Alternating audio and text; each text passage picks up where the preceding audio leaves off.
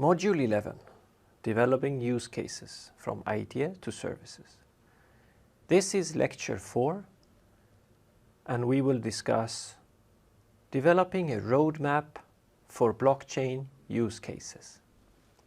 More specifically, what we will discuss in this lecture is the concept of roadmap and developing a product roadmap, and finally, exemplifying the concept of a roadmap and the development of a roadmap with an example of a roadmap.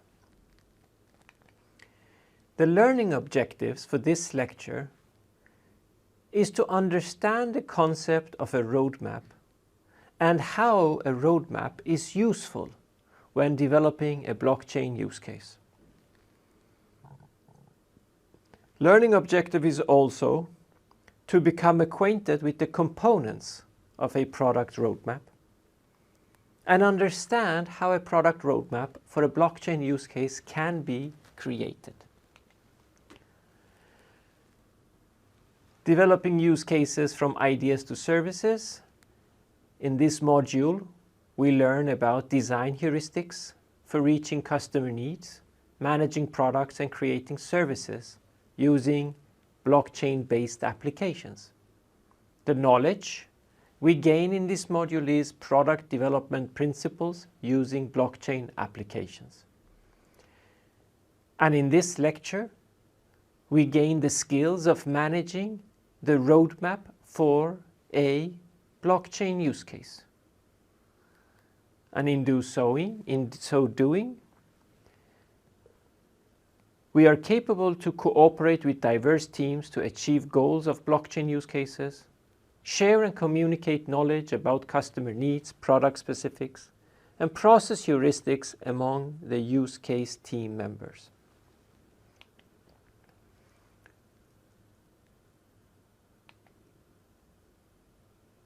Let us begin with what a roadmap is.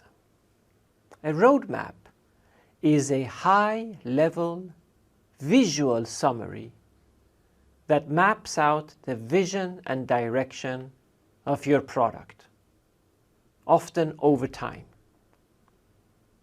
A roadmap is high-level, meaning that it does not drill down into details, but covers the general direction. It is also a visual summary of the general direction.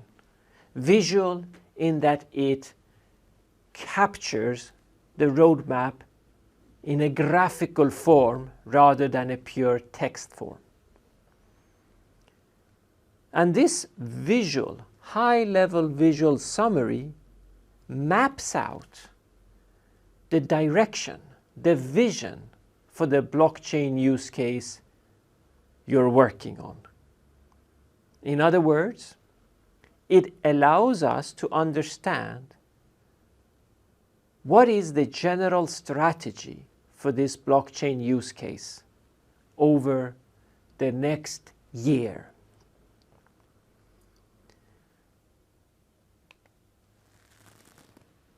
There is great value in having a roadmap. There is one huge challenge that product people experience, and that is to get consensus on product direction. With many stakeholders, there is commonly different views on what the future of the product should be. Different stakeholders have different interests and might be pushing different agendas as to the direction of the development of the product. Therefore, we have different opinions, but we need consensus on the product because it cannot be developed in different directions.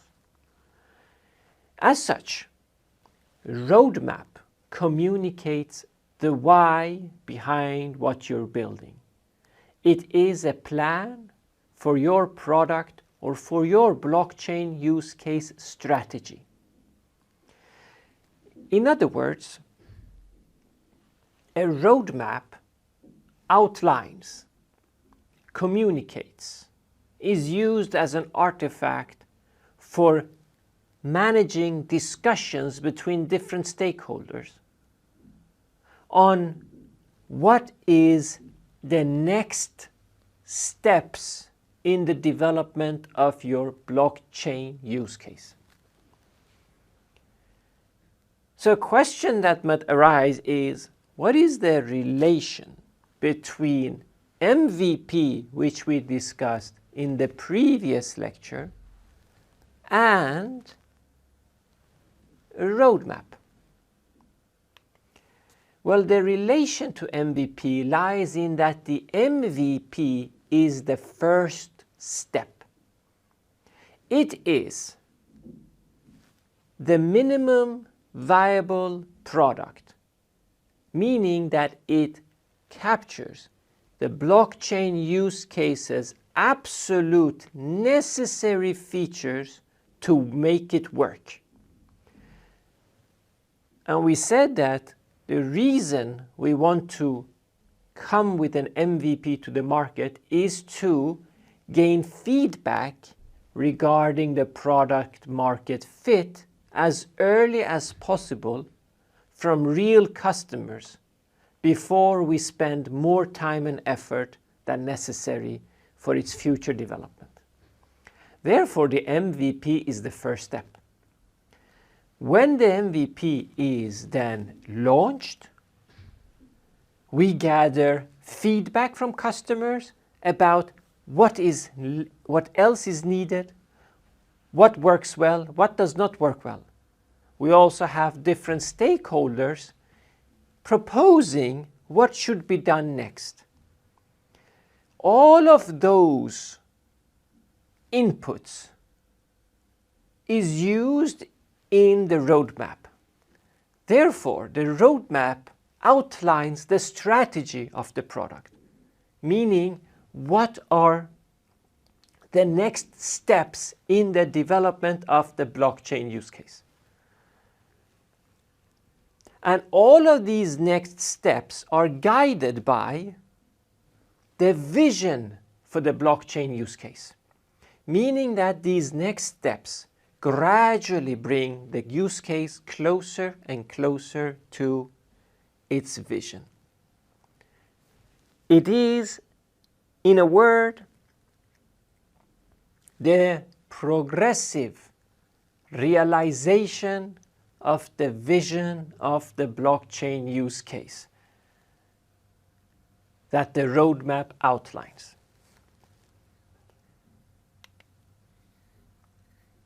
So how do we develop a roadmap? First of all, we should bear in mind that a roadmap is not fixed. A product strategy for a blockchain use case is not fixed, meaning that it's always evolving. In an agile way, the next step can always change based on the feedback, on the needs. Therefore, a roadmap is always a living document that is regularly discussed, items included, prioritized, estimated, updated, changed, and shared with all stakeholders. Therefore, a roadmap is a living document that at a given moment outlines the next steps for the blockchain use case, but at the same time can change. The first step is to set goals. Therefore, we begin with the vision of the blockchain use case, the why of the use case. Why do we want to have this blockchain use case? What process are we disrupting? What do we want to achieve in a different way? In the example we used previously, the KYC example, the objective is to transform how KYC is conducted. by pushing all the checks and controls, all the data sharing and verification from the banks to a central agency, or to enable sharing of data among banks and participating entities, so to reduce time, so to improve quality and save costs for both companies, banks, governmental agencies, and third parties. Once we have the vision, we can derive goals that outline the main milestones on our path to achieve the vision. Once we have the vision and we have outlined the steps we need to take, the milestones that we need to achieve in order to get closer and closer to the vision, we can then pick out the goals, we can then order the goals and pick the ones that we must first achieve. So we have to order the milestones, and then for each milestone, beginning with the first one, and maybe only for the first one, outline the goals to achieve that first milestone. In a sense, the roadmap becomes the path you will take to achieve the first milestone.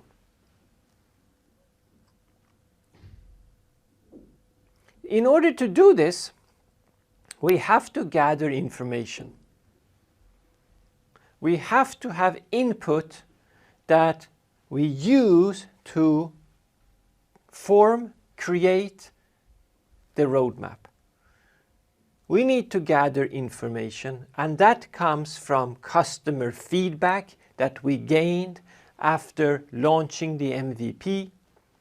There might be feedback and data from the competitive landscape, from sales and customer services of our use case, from research conducted by professional firms or consultancy firms or our own people.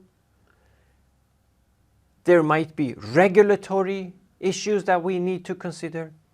So we gather all this information, and we gather all the user stories we have developed. And this information will also maybe create a set of user stories that we need. Now that we have organized, have gathered, collected all the information we need and the user stories, we need to organize the user stories into themes.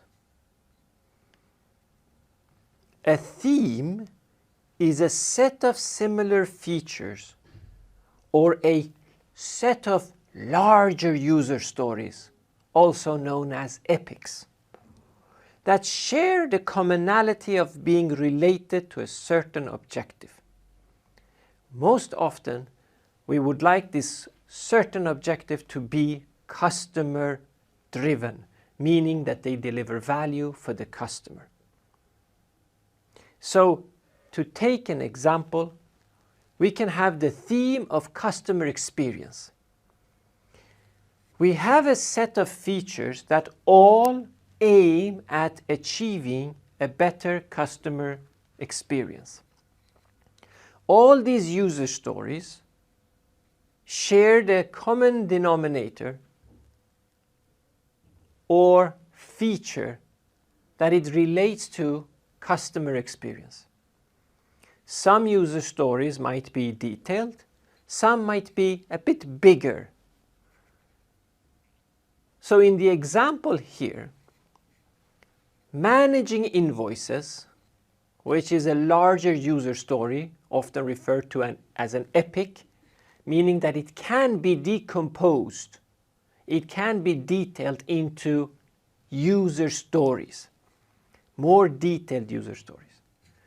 In this case, we have managing invoices, registering companies, and the general interface that the banks and the customers will interact with, the UX, all fall in under the theme of customer experience. At the same time, we also have a set of user stories that relates to improving fraud detection. Therefore, in this case, we have two themes, and we cluster, categorize, organize the user stories according to these two themes.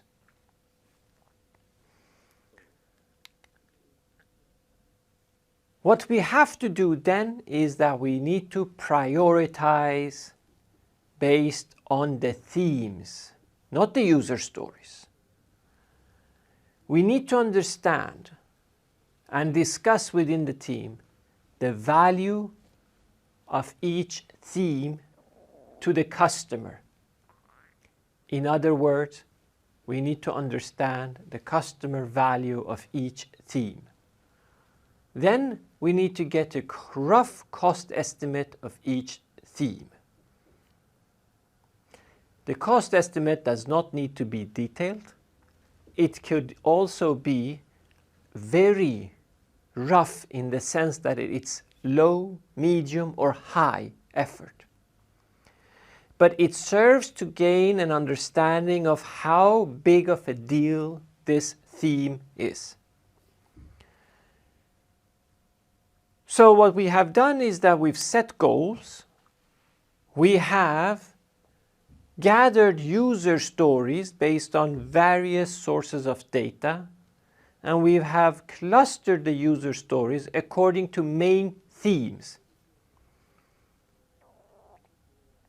And now we add a bit more information for each theme by prioritizing them based on customer value and give an assessment of the size of the effort required to deliver this theme. We now have enough to consider which themes we would prioritize highest and second highest, and so forth and so on. For instance, if the value of the theme is high and the complexity and the effort of achieving this theme is low or relatively low, this is a priority 1 theme, because it takes less effort to achieve it and it has high value for the customer. This theme for the blockchain use case is therefore our first priority. If the theme has high value, but it requires a bit more effort or comparatively higher degree of effort to achieve, then it's priority 2. It is like the big bets that the use case is doing. If the value is low, but the effort is also smaller, then we have to consider carefully if we want to include it or not. But we try to discard all themes that have low value but require high effort to implement. Complexity and effort go hand in hand. The more complex a theme is, the more effort is required to achieve it. Likewise, if something requires a lot of effort, it's usually because its complexity is a bit higher compared to other themes. So now we have set our goals to make sure that the milestones lead to our vision of the use case. Then we've gathered all the data we need and formulated user stories, and cluster them according to themes. And then we've looked at each theme in context of value and complexity or effort, and then prioritize them. So to begin with, those themes that have the highest customer value or business value, but require comparatively lower effort to achieve. Next step is, given all this data is at hand, to start drafting the first version, the first roadmap proposal. In other words, we propose a roadmap.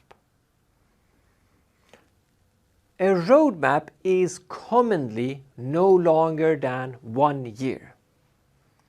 It is difficult to be so precise in predicting the future evolution of a product beyond 1 year, bearing in mind that roadmaps are dynamic, they are constantly updated, they are a living document that is constantly adjusted, discussed. It would make little sense to expand it beyond 1 year. In fact, some blockchain use cases might benefit from having a 6-month roadmap, but no longer than 1 year, and 1 year is the most common time frame for a roadmap.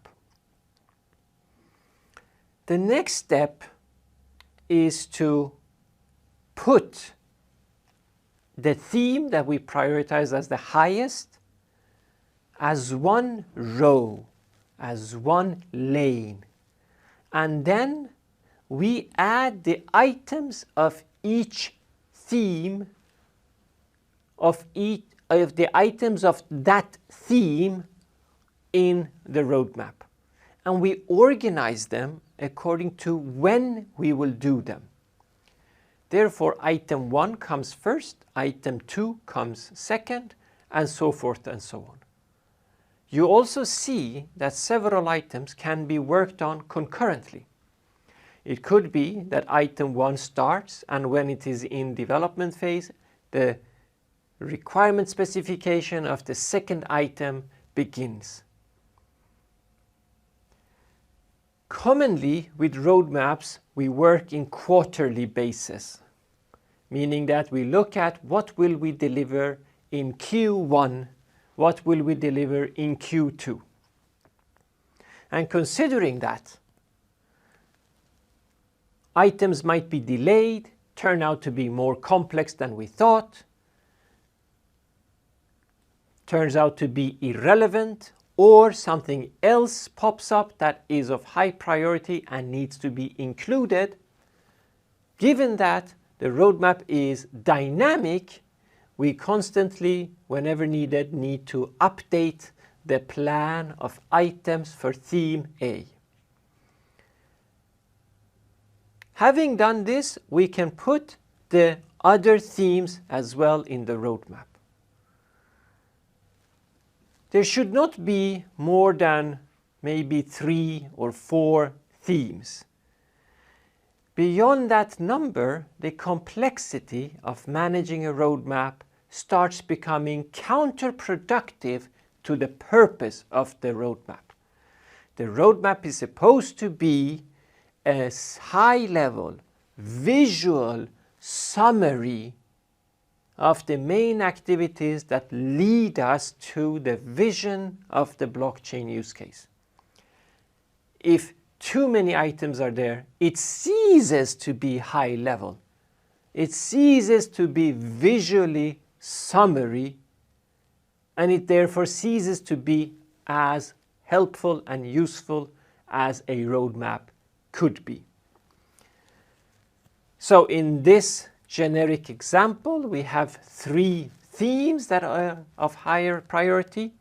Each theme has items.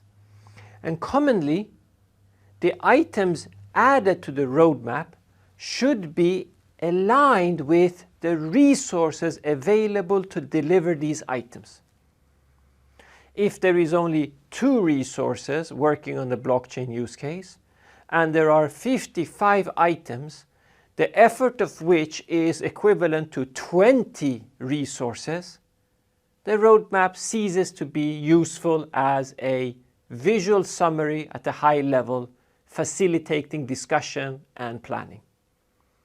It becomes a paper product that is of little use. So the items should be reflective of the capacity of the resources to deliver. This is now the first draft, the first proposed roadmap. This needs to be then communicated with stakeholders. The product manager is commonly responsible to be the promoter of the product, to be the promoter of the roadmap. Therefore, the roadmap becomes a powerful visual tool or artifact for the product owner to use as basis for communication with stakeholders. The product owner, in discussions with the stakeholders, can look at the roadmap and say, this is the next phases of the evolution of our product. These are here because of this reason. And then when something happens, such as a delay occurs, or another urgent thing needs to be put in place, the discussions would be around the roadmap as to which item to push, which items to take away, which items to put in their place, and so forth and so on. If luck has it and more resources are added to the team, additional items can be added to the roadmap. The roadmap also, once it's in place, helps to keep all stakeholders in the loop, meaning aware of what's going and what the product direction is. When developing a roadmap and communicating it and having the roadmap, it is important to not let sales drive the conversation. If a roadmap is driven by sales, the product might end up being filled with fancy features that few customers only find beneficial, but at the same time is highly unstable or difficult to work with in terms of its user experience. Therefore, the product owner, when discussing roadmap with stakeholders, must consider all relevant stakeholders' opinions and inputs, and not only sales. Developers are an important stakeholder. They use the roadmap to get the full picture, to get the overall idea of the vision of the use case and the milestones and how each milestone is going to be achieved and what is on the development agenda for this quarter and next quarter. Going back to what we said with the alignment with the resources and the items on the roadmap, a roadmap must be realistic. That means that the roadmap should not include or implicitly promise items that are not realistically deliverable. The deliverable can be limited by the number of resources or other ongoing items in the roadmap. So keep the roadmap realistic. Once the roadmap is in place, it is, as we said, a living document, which means it needs to be updated. It is never fixed. It will gradually evolve.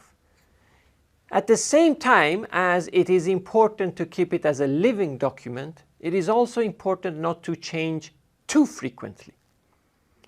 Therefore, most roadmaps are updated or discussed on a quarterly basis.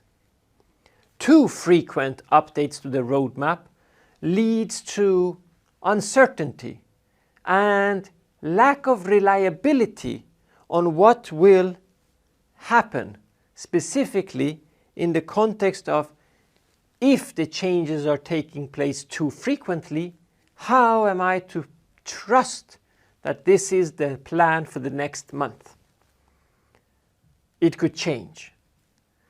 If it is updated infrequently, then the roadmap risks becoming disjointed from reality and thereby becoming a document that does not reflect reality and therefore cannot be used to communicate with stakeholders, to keep them in the loop, or as a powerful tool for planning and outlining the future direction of the blockchain use case. In short, update the roadmap when needed, not too infrequently, not too frequently, preferably on a quarterly basis. So let's now take a look at an example of a roadmap. Let us go back to this improving fraud detection. Let us assume we have a case where a company is managing invoices and want to be vigilant about fraud cases.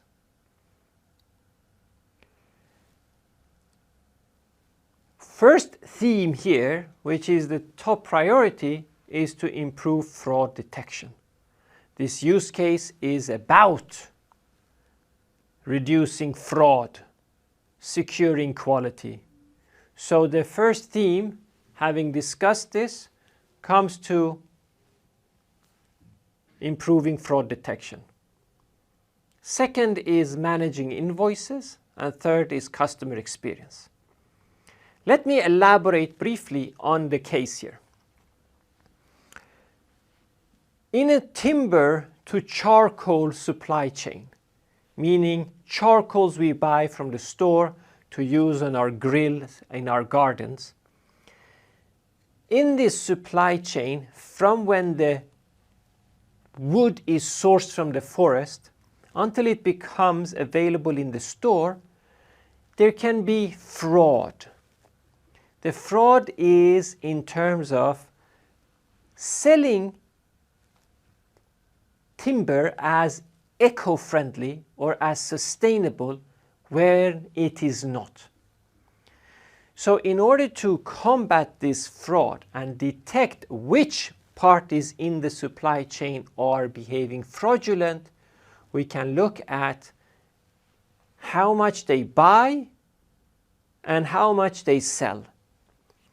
Each step of the process has a conversion rate, meaning that when I buy 10 tons of timber straight from a forest, that does not mean it is 10 tons of charcoal. In the process of converting this to charcoal, there will be some loss. So there is a conversion rate. So if I buy a ton of eco-friendly, sustainable marked timber and I sell a ton of eco-friendly charcoal, I am engaged in fraud. I am taking timber that is not eco-friendly, mixing it with the eco-friendly timber and selling it as eco-friendly. So there is a blockchain use case where every part in the supply chain uploads their invoices,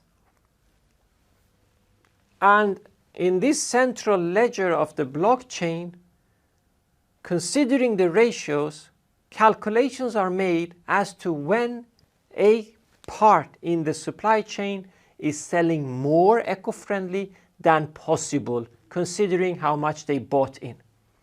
So all parties in this supply chain insert their invoices, and the blockchain smart contracts calculate based on the ratios who is, if the whole process is compliant, meaning that the sourced wood ends up becoming sourced or eco-friendly charcoal. In order to do so, the first theme is improving fraud detection.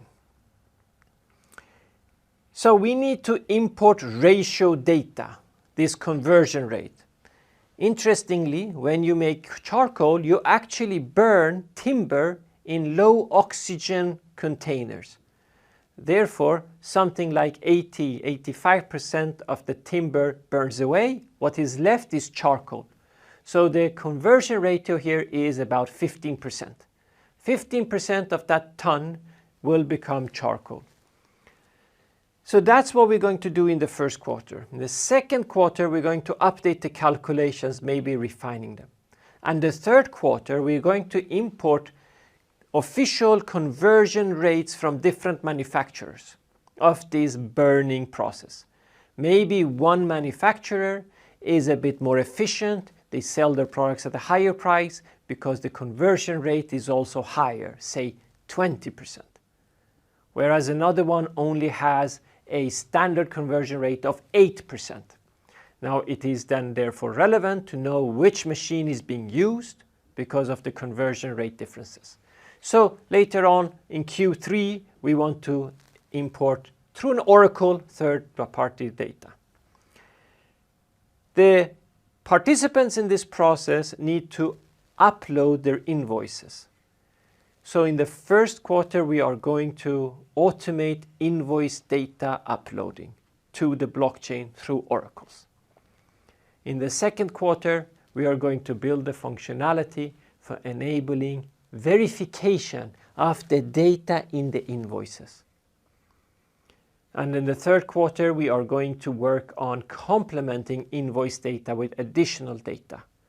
And in the fourth quarter, we are going to build automated notifications that take in for a specific supplier the invoices of their purchases versus their sales, comparing that with the ratios, and then automatically notifying the regulators when there is a mismatch and therefore a potential fraud case.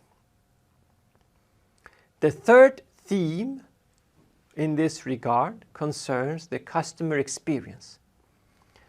Part of the success of this blockchain use case will be how easy and seamless it is for the participants in this supply chain in the process of timber to charcoal process, how easy and feasible it is for these participants to upload the invoices, to work with updating ratios of their conversion rates. So there will be in the first quarter notification center, some kind of a dashboard looking solution where customers or all participants and the regulators and the auditors can turn to see, given their access rights, information they want to access. There will be in the second quarter work done on a status report, and there will be a package consisting of general UX improving developments in the third quarter. As can be seen, there are for the third theme a gap between status report and improving UX. That might be because there are no resources available, as they are now engaged with invoice data verification and updating the calculation. Likewise, the improvement of the UX will end somewhere in November, because resources might be busy with the notification during December. In that sense, The roadmap is aligned with the resource availability for delivering these items. So in this lecture, we have discussed what a roadmap is. That is a high-level visual summary of the strategy of the use case. We talked about the value of having such a document in terms of facilitating communication, gaining consensus about the future direction of the product development. We said that the MVP is the first part, and everything that comes after the MVP is part of the roadmap.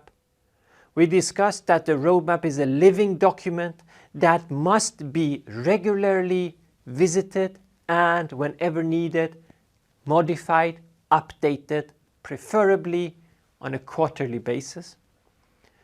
We've talked about how you create a roadmap from nothing by first setting the goals, then gathering data and develop your user stories, and categorizing them according to main themes to prioritize them. And once you have your prioritized themes with the main items of each theme, you can propose a draft of a roadmap that is then taken to stakeholders, presented to them, discussed with the stakeholders, and gradually evolves into a roadmap that is used frequently in the discussions. We said that the roadmap must not be driven by one specific department, but must capture all aspects such as the developers, sales, quality, administrations, and other departments relevant. Finally, we said that once a roadmap is in place, it needs to be continuously modified or discussed. It is a living document. We took an example of a timber to charcoal auditing process where each participating entity will upload through oracles their invoice data to a blockchain solution,